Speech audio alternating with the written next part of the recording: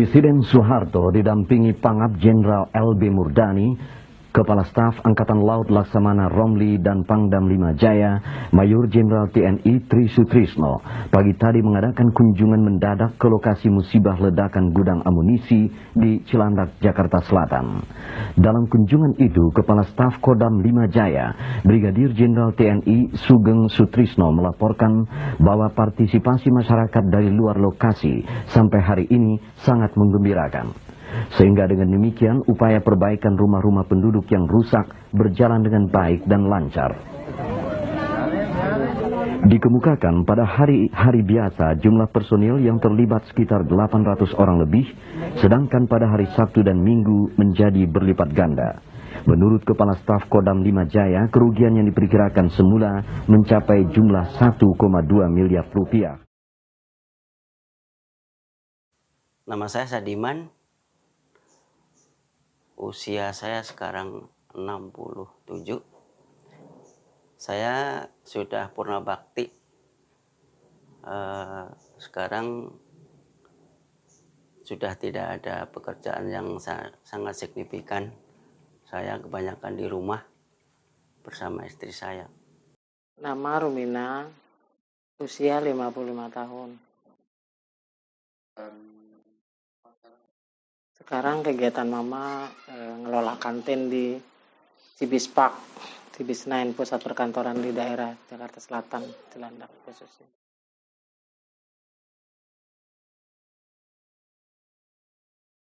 Dari lahir, dari tahun 67, asli Cilandak. Saya tinggal di Cilandak bulan Juni tahun 1976.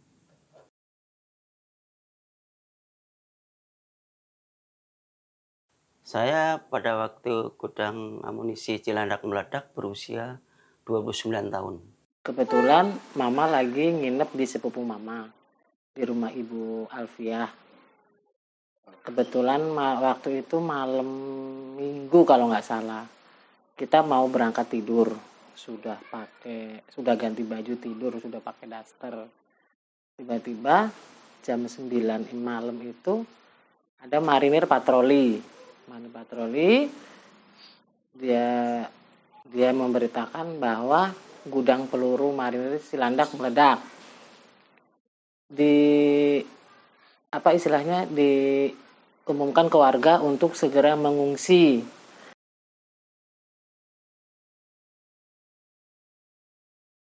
Pada saat ada suara ledakan pada malam hari, saya coba mencari tahu ke masyarakat ada apa yang sebenarnya. Ternyata di situ orang-orang banyak yang bilang bahwa itu adalah gudang peluru marinir yang meledak.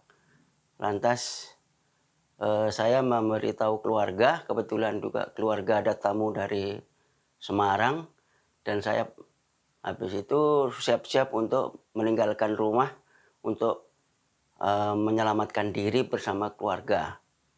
Kami berangkat dari rumah karena terburu-buru, sehingga saya pun mau menggendong anak keliru guling. Dan itu diteriakin oleh istri saya bahwa itu guling yang dibawa. Akhirnya saya kembali menggendong anak saya lari ke arah Curug Purut, menyamper adik ipar saya dan keluarganya untuk kita bersama-sama menyelamatkan diri. Di saat malam itu juga Mama langsung pulang ke rumah karena kebetulan kan rumahnya cuma jarak beberapa meter aja dari rumah kakak sepupu. Kebetulan karena bapaknya Mama dulu kepala lingkungan, disebutnya Pak Mandor, jadi kita udah dapat info lebih dulu. Jadi kita sudah siap-siap, kita langsung lari ngungsi ke Masjid Al-Maghfirah. Begitu sampai Masjid Al-Maghfirah, dapat 10 menit tiba-tiba bom meledak dan kaca di Masjid Al-Maghfirah itu semua runtuh. Karena saking paniknya kita takut, kita lari mengungsi ke arah Jalan Kenanga, keluar sampai di Ragunan. dihankam. Lari kita ketemu sama mobil Kopaja. Kopaja itu arahnya dari Ciganjur. Lalu kita mengungsi sampai di Kotip Depok, Kota Administrasi Depok. Kami dari Curug Purut menuju ke Jalan Ampera. Jalan Ampera bersama keluarga sekitar 10 orang. Saya terus menyusuri Jalan Ampera belok ke kanan Jalan Pejaten Barat. Sebelum perempatan yang sekarang Pejaten Village, itu ada gang kecil mengarah ke kiri. Dan itulah sambil saya memanggul anak saya, menyusuri jalan kecil itu, di atas saya udah dikejar peluru yang mendengung di atas kepala. Lantas kami semua teriak berdoa, minta keselamatan sama Allah. Langsung kami menyusuri jalan kecil terus di daerah Boncit. Kami nyebrang ke Jalan Raya Boncit, kira-kira sampai di pemotongan hewan itu kami ke kanan, ke arah Pomat, kalau nggak salah ke arah Pomat. Terus kami berjalan, menyusuri terus dengan berjalan kaki, dengan hati yang berdebar-debar karena di situ juga sudah terasa panas seperti hujan pasir karena peluru seperti mengejar di atas kita. Kami sampai ke Kalibata. Di Kalibata kami menunggu ada angkutan yang bisa mengangkut kami untuk menyelamatkan diri bersama keluarga. Habis itu adalah kendaraan yang bersedia untuk mengangkut kami sampai ke Pulau Gadung. Di Pulau Gadung itulah keluarga kami titipkan di saudara kami. Semalam saya nginep di sana. Dan paginya kami kembali ke Cilandak, yang Cilandak tidak boleh masuk karena seperti kampung kosong. Info dari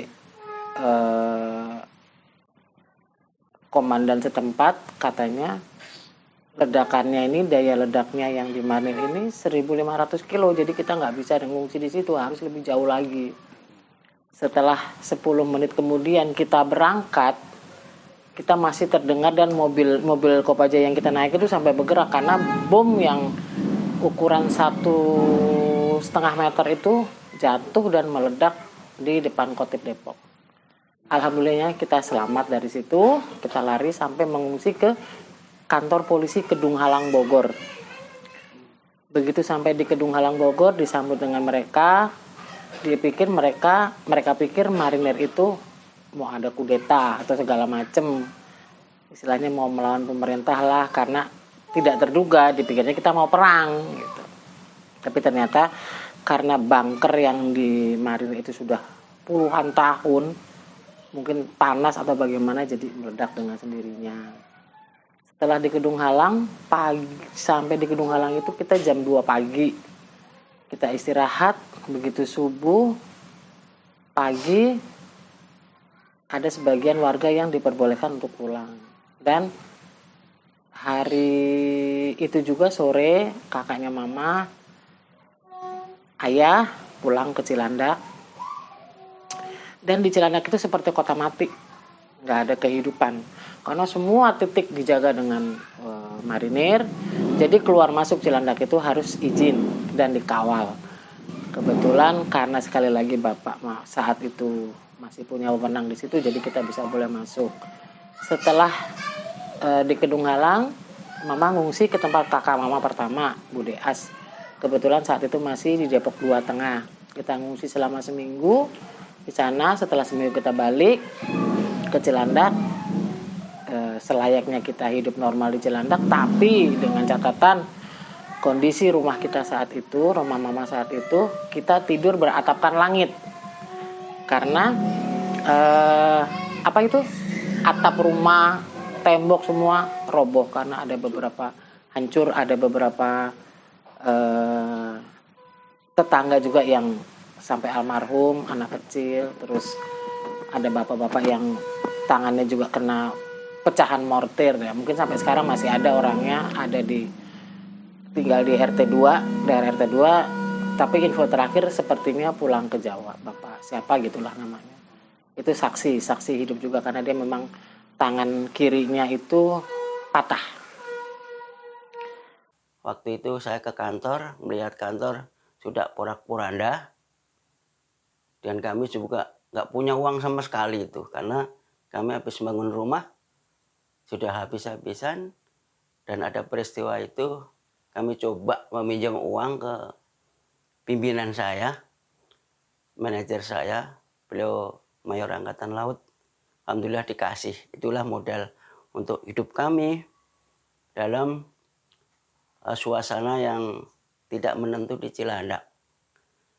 Kami mencoba ke kantor untuk melihat kondisi kantor, lantas kami berunding dengan pimpinan untuk mengadakan darurat, pekerjaan darurat, supaya di kantor tetap bisa ada sesuatu yang bisa melanjutkan, karena di situ tempat bisnis.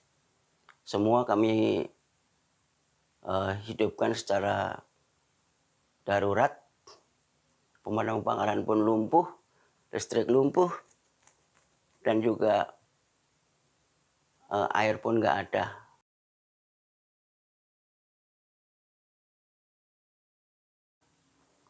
Ya, suara ledakan itu sama peluru yang terbang di atas kita. Kan itu kalau roket kan terbang, wah, jadi bunyinya itu wang gitu. Itu yang menakutkan sekali itu. Dan kecepatannya itu Cepat sekali itu. seperti emang udah ditembak dari Iya, tank gitu ya? iya betul. Jadi cepat sekali. Langsung kita pada teriak, ya biasa nyebut nama Allah lah kita. Sedangkan saya bawa anak kecil, saya panggul akhirnya karena lewat atas saya bopong. Dan juga menantang istri saya yang saat itu juga masih belum sehat kakinya. Jadi kalau traumanya ya cukup lama lah. Bisa setengah tahunan kalau trauma ya. Tapi kalau untuk keadaan yang sangat-sangat sangat teringat itu, yaitu peluru yang ke atas terbang itu ya meloncat itu. Dan di sini juga sekitar sini banyak peluru-peluru yang nancap ke bawah. Di dalam rumah pun ada tadinya. Asalnya. Jadi tapi kecil. Ya itulah seperti perang ya, seperti perang.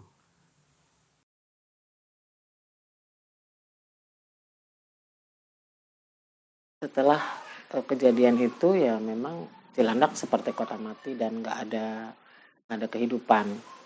Semua keluar masuk harus dengan KTP. Karena ditakutkan ada warga yang orang di luar yang tiba-tiba masuk ke kampung kita, ya entah dengan niat tidak baik, mungkin itu salah satunya. Setelah hampir setengah bulan itu, 2 minggu kemudian barulah ada abri-abri dari daerah lain masuk ke wilayah kita untuk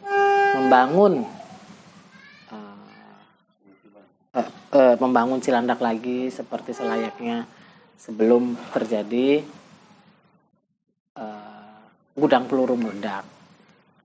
Saya coba bisa masuk ke rumah ini, ternyata rumah ini di atasnya rata. Atapnya itu dulu berbentuk seperti kerucut gini, ya, ada kuda-kudanya gitu. Begitu saya ke atas, rata sekali seperti mau dicor. Mau dicor karena itu kuda-kudanya udah patah semua. Alhamdulillah sampai sekarang ya cerita itu masih melekat di hati kita yang tahu kejadian saat itu. Ya kalau mengingatkan ya sedih gitu. Takut. Dan ada kisah yang agak lucu juga. Jadi di saat marinir meledak saat itu ada teman yang kebetulan anggota Kopassus juga di daerah Cijantung. Mereka sudah siap dikiranya Cilandak itu mau menyerang Kopassus. Sementara mereka beranggapan seperti itu karena saat itu mungkin di pemerintahan kita di Orde Baru itu memang ada kesenjangan antara Angkatan Darat dan Angkatan Laut. Jadi sepertinya mereka salah perkiraan, salah persepsi gitu. Dan alhamdulillah sampai saat ini info terakhir sih memang sebagian katanya gudang peluru itu sudah dipindahkan ke daerah Jampang, Sukabumi. Kalau kepanikan itu ya pada saat meledak. Untuk yang berikutnya itu trauma. Trauma, jadi ada suatu benturan keras sedikit pun kita merasa itu ada ledakan lagi gitu. Alhamdulillah di kampung ini aman karena anggota marinir menjaga kampung ini. Alhamdulillah aman, tidak ada masalah. Dan semua kaca ini hancur, rumah ini kacanya hancur, tapi motor saya pun aman, nggak ada apa-apa. Diselamatkan semua marinir, semua jaga di kampung ini. Saya salut juga pada marinir yang begitu bagus untuk untuk mengamankan kampung yang saat darurat itu.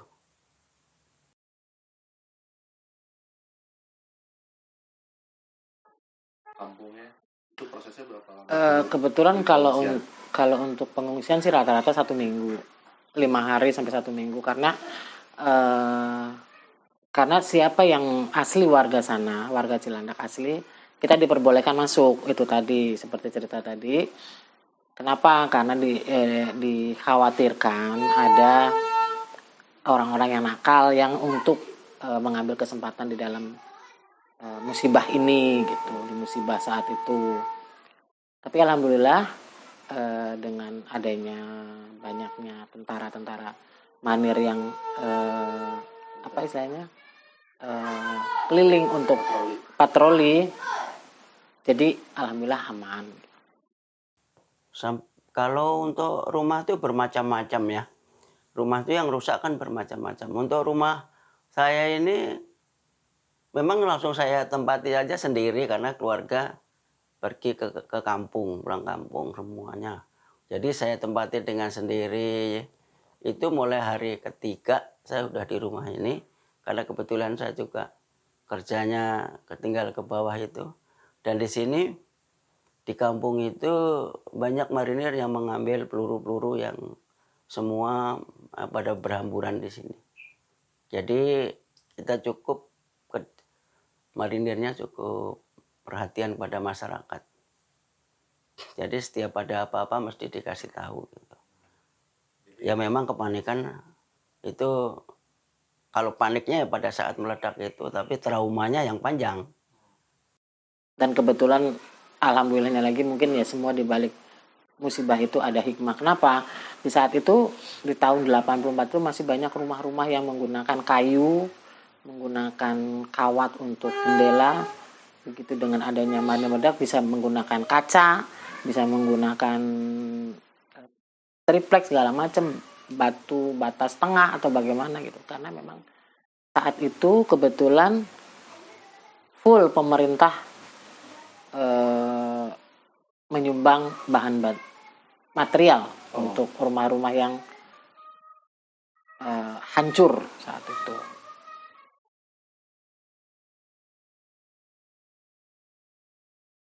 Bantuan itu beberapa, kira-kira seminggu sesudahnya itu ada bantuan, tapi kebanyakan bantuannya itu material. Alhamdulillah full semua kita dapat. Ya itu tadi material berupa material pasir, semen, kaca. Oh kaca tidak, semen, pasir, batu bata, kayu-kayu, kusen segala macam semua dapat. Piring, kompor, semua untuk alat rumah tangga juga dapat. Tentaranya juga untuk tukangnya semua dari tentara, dan dulu disebutnya AMD, jadi ABRI masuk desa, bukan desa kita Cilandak, ya ABRI masuk Cilandak. Dari semua angkatan, angkatan laut, angkatan udara, angkatan polisi, semua mereka terjun bareng-bareng untuk membantu warga membetulkan rumah.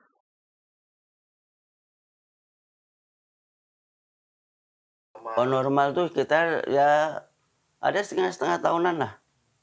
Karena yang rusak parah kan daerah selatan ya. Saya pun juga setengah tahun belum bisa beli kaca. Setempel triplek.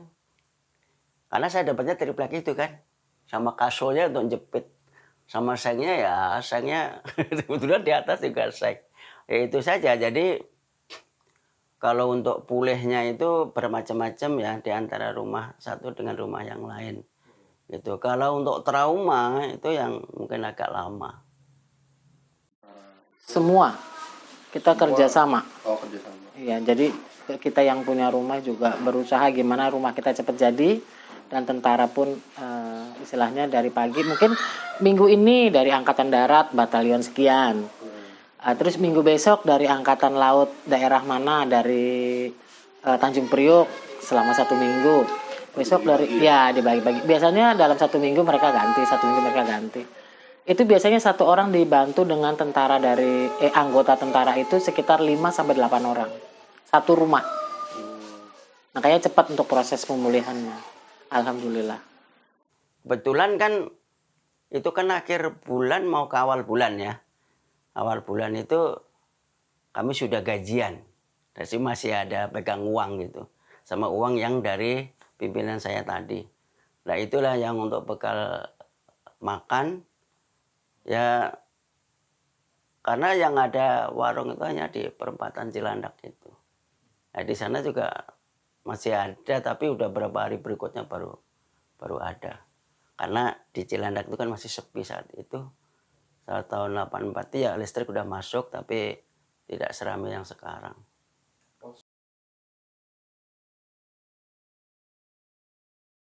Begitu kita ajukan, memang itu kan disebutnya kayak musibah apa ya, dibilang nasional ya, karena menyangkut markas tentara, instansi pemerintah.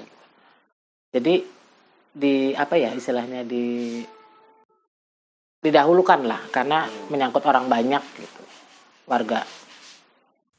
Ya kalau untuk kejadian seperti itu supaya tidak terulang lagi ya tentunya gudang peluru yang safety aja. Saya juga nggak tahu gudang itu seperti apa kan. Karena itu amunisi, kami bukan ahlinya.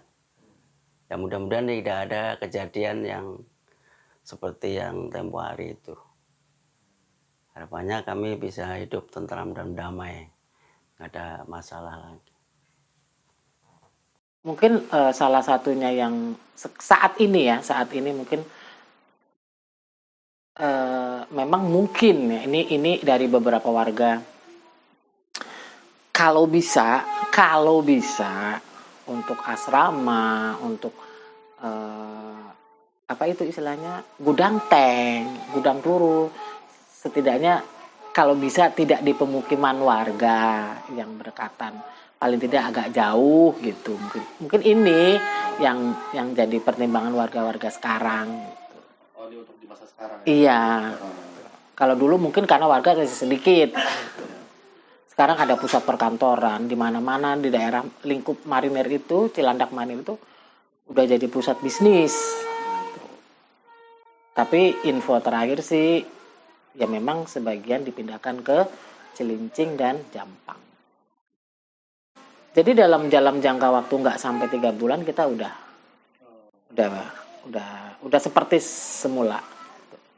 Cuman nama yang kebanyakan itu yang susah itu ya memulihkan trauma dari kita, karena kita ngalamin sendiri bagaimana rasanya ngelihat api itu, kembang api itu udah seperti lihat peluru itu seperti kembang api di atas kepala kita yang meledak itu yang lama, butuh proses lama untuk pemulihan itu. Tapi kalau untuk pemulihan secara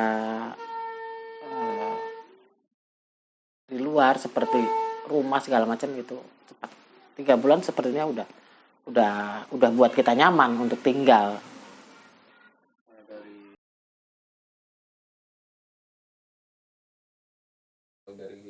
Oh itu enggak, itu kalau yang kedua itu memang meledak.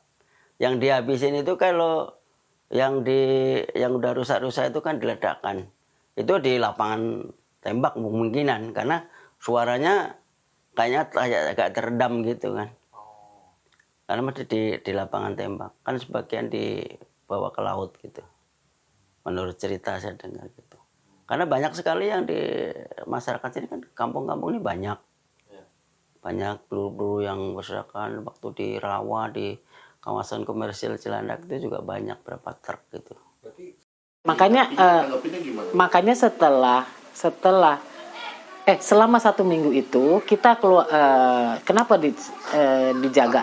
Was-was nggak takut Pasti takut karena kita kan ya itu merubah trauma itu kita yang susah, karena seminggu setelah kejadian kan kita nggak boleh masuk. Siapapun yang masuk harus pakai KTP dan diantar petugas, diantar sama tentara. Masuk, apa yang mau diambil? Kita mau ngambil baju, Pak. Oh, ngambil baju. Setelah kita ngambil baju, kita diantar lagi keluar. Nah, balik ke pengungsian lagi, di mana ibu tinggal, di mana bapak tinggal, silahkan jangan kembali dulu karena situasi belum aman saat itu. Nah, setelah kita pun itu masih ada ledakan kecil, mungkin dari sumber panas yang masih tertinggal.